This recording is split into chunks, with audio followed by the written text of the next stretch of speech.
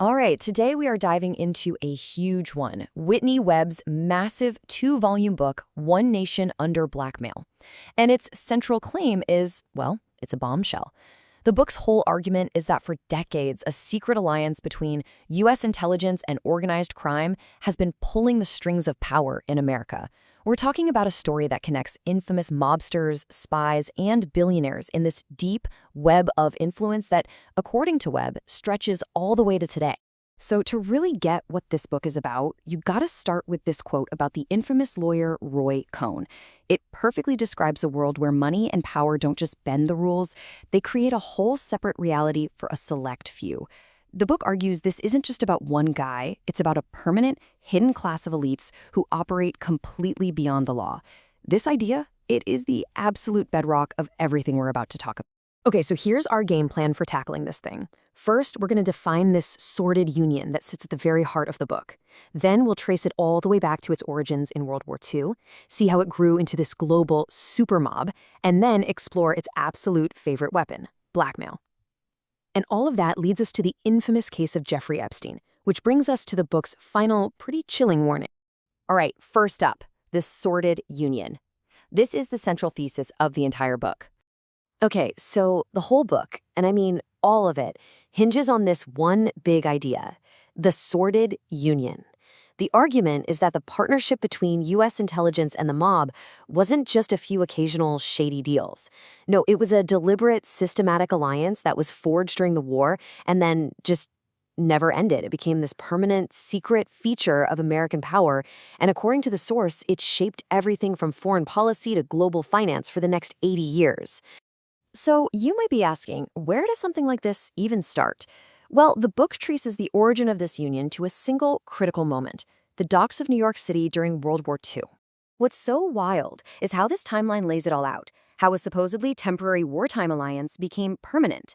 It all kicks off with something called Operation Underworld, where naval intelligence officially teamed up with the mob to keep the ports safe. But the book argues it didn't stop there, not even close. After the war, the brand new CIA just repurposed those exact same criminal networks, turning them into assets for fighting the Cold War. A temporary measure became a lasting, secret weapon.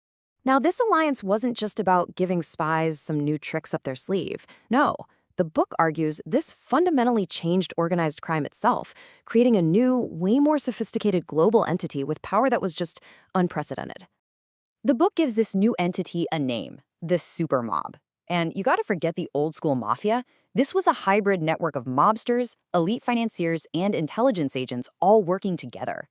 Their playground was the brand new world of offshore banking, a perfect shadow financial system for laundering billions in illegal cash. And just how much money are we talking about here?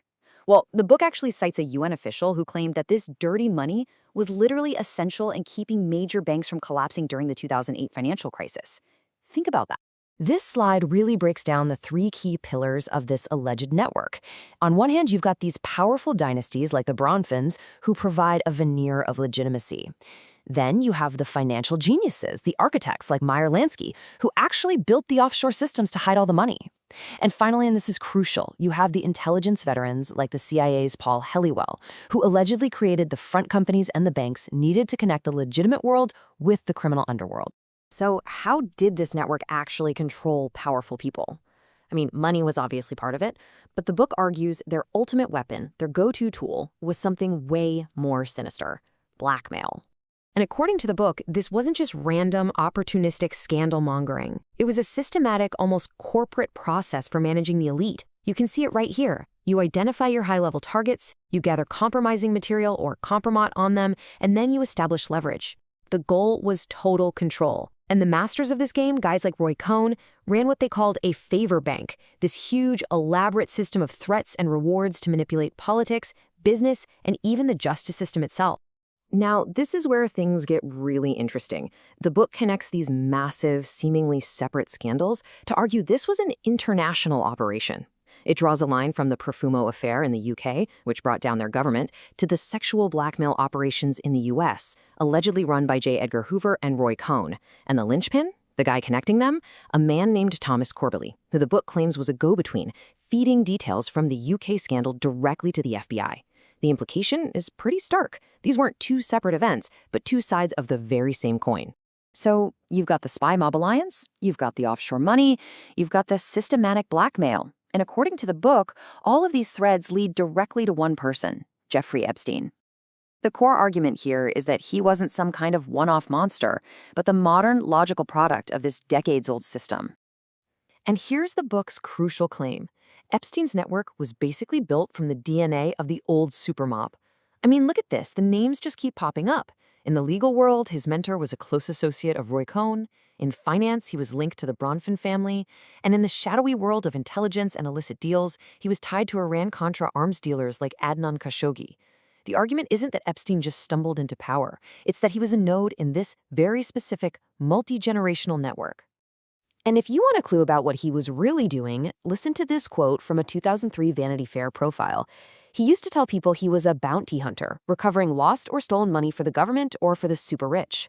That phrase perfectly describes someone operating in that gray zone between finance and intelligence, recovering money and probably secrets. It frames him as a private contractor doing the deniable dirty work of the very system this book describes. Okay, let's bring all this home by looking at the book's concluding argument and what it suggests about the world we're living in right now. So what's the big takeaway here? According to the book, it's that this system, it never died. The union of organized crime and intelligence, born in World War II and perfected during the Cold War, simply adapted. It became more financialized, more global, and a whole lot more technologically sophisticated. And Jeffrey Epstein, in this telling, wasn't an anomaly. He was just the next generation model of a very old machine. And this brings us to the book's final, and honestly pretty unsettling question for all of us. The book argues that for decades, blackmail was a precision weapon, aimed carefully at the elite. But today, our digital lives are an open book. Our data is being harvested constantly by corporations and governments. So the potential for this kind of control hasn't just grown, it's become universal.